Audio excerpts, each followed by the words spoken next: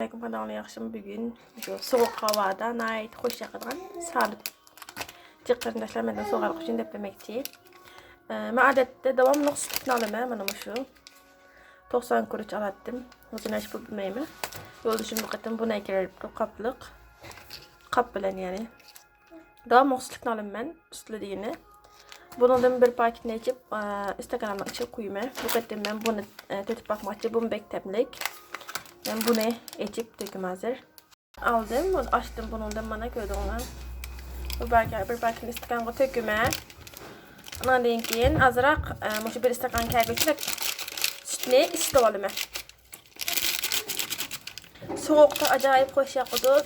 Issiq basıda adamni. Bir istakan içip desanlar. Sütümden azırak döküp isitime. Caq ketmeydi. Mana bizning sütümüz isib bo'ldi. Qaynasanlar bo'ldi, isitsanlar bo'ldi, men isitdim. Mana bu holatda tökdik.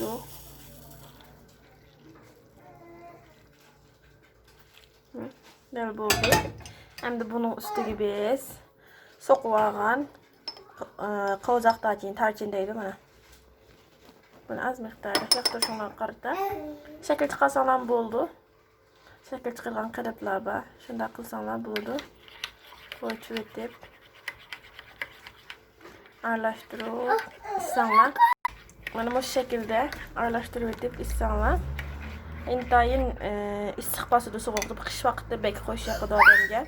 Ve kış vakitte her gün bir istakan içip verişinler. Her gün onu tepkilik ettim. Tavsiye kılıma. Çokum sütlük inanlar. Ben başkası fakat dedim. Ama sütlüklam dediydi devamlılık. Bu şıkkılına inanlar. Bu şalette insanlar buldu. Hem tarçınınki, yani kodak tarçının ziyini yok. Süt diyendik. Bu şalette kılıp insanlar buldu.